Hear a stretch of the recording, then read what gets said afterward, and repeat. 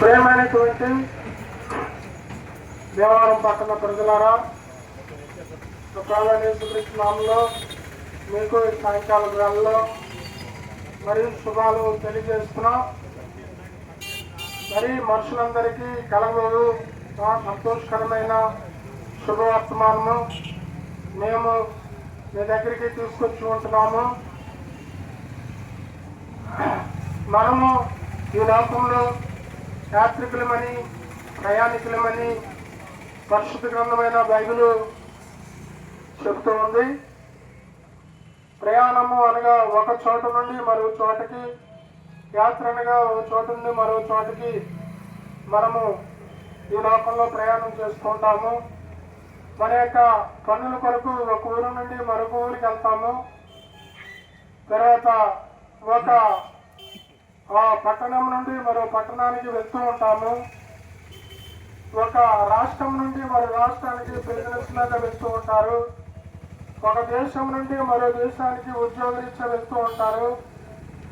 అలాగే పరిశుద్ధ గ్రంథమైన బైబిల్ విధంగా చెప్తుంది, మనము ఈ లోకంలోనికి రాకముందు ఉన్నామంటే ఉన్నాము, మరి ఎక్కడ ఉన్నాము అది కూడా పరిశుద్ధ గ్రంథమైన బైబిల్ చెప్తుంది. తిమోతికి రాసిన పత్రిక 6:7 మనము ఈ లోకంలోనికి ఏమీ తీసుకుని రాలేదు, ఈ లోకంలో ఏమీ తీసుకుని పోలేము అని వాక్యం చెబుతుంది. మనం ఈ లోకంలోనికి ఏమీ తీసుకుని రాలేదు అన్నప్పుడు ఆ వాక్యాన్ని కొంచెం ఆలోచిస్తే, చదివి మనం రాకముందు ఎక్కడో ఒక చోట ఉన్నామని పరిశుద్ధ గ్రంథమైన బైబిల్ చెప్తుంది. ఆ చోటు ఏదంటే మరి పరలోక రాజ్యము. పరలోకములో ఉన్నటువంటి దేవుని లోపలే మనం ఉన్నాము. అప్పటికి మనకి శరీరాలు లేవు, మనం దేవునిలో ఆత్మలుగా ఉన్నాము అని పరిశుద్ధ గ్రంథమైన బైబిల్ చెబుతోంది. అయితే మరి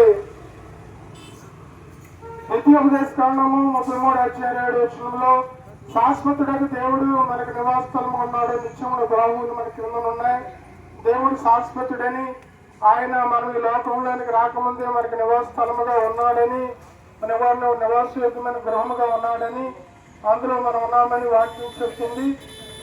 మరి కీర్తన గ్రంథం 90లో ప్రభు తన తరము నుండి మాకు నివాస స్థలము నీవే అని చెప్పి పరిశుద్ధ గ్రంథమైన బైబిల్లో దైవజనుడైన మోషే అంటూ ఉన్నాడు.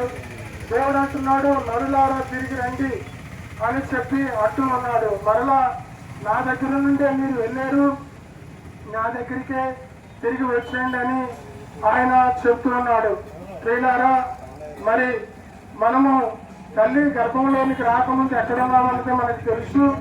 తల్లి గర్భంలోకి వచ్చిన తర్వాత కూడా మనము ఎక్కడ ఉన్నామంటే మనకు తెలిసింది. కానీ గర్భం నుండి బయటపడిన తర్వాత మనం ఎక్కడి నుండి వచ్చామో, మన సృష్టికర్త ఎవరో, మన నిర్మాణకుడు ఎవరో మనకి తెలియకుండానే పోయింది ఈ లోకంలో. అయితే మరి ఆహ్వాన స్వార్థ విధంగా చెప్తుంది, చీకటిలో నడిచేవాడు తను ఎక్కడి నుండి వచ్చాడో, తను ఎక్కడికి వెళ్తున్నాడో తనకి తెలియదు అని వాక్యం చెబుతుంది. చీకటిలో ఉన్నవాడు, చీకటిలో బ్రతికేవాడు తను ఎక్కడి నుంచి వచ్చాడో, తను ఎక్కడి నుండి తెలియదు. వెలుగులో ఉన్న వారికి తెలుస్తుంది. కాబట్టి ప్రియులారా, మనకి తెలియదు కాబట్టి దేవుడు పరిశుద్ధ గ్రంథమైన బైబిల్ రాయించి మనకిచ్చాడు. మన సృష్టికర్త ఎవరో తెలుసుకోవాలని మనకిచ్చాడు. ఆయన కుమారుడు యేసుక్రీస్తు ఎవరో తెలుసుకోవాలని మనకిచ్చాడు.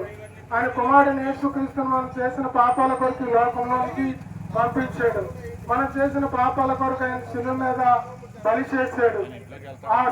మా ప్రియ పర్లోకమందున మా తండ్రి, ప్రభువైన మా దేవ, దేవుడైన మా నాయన, మీ ప్రియ కుమారుడును మా ప్రభువును మా రక్షకుడైన యేసుక్రీస్తు వారి శ్రేష్టమైనది పరిశుద్ధమైన నామములో ఈ యొక్క సాయంకాల వేళలో తండ్రి మానవ అందుబాటులతో విధమైనటువంటి వాక్యములను నీటికంటే ఫలింపచేయండి. విన్నటువంటి హృదయాలని కార్యమును జరిగించండి. ప్రతి ఒక్క మానవుడు రక్షణ పొందినట్లు సహాయము దయచేయండి.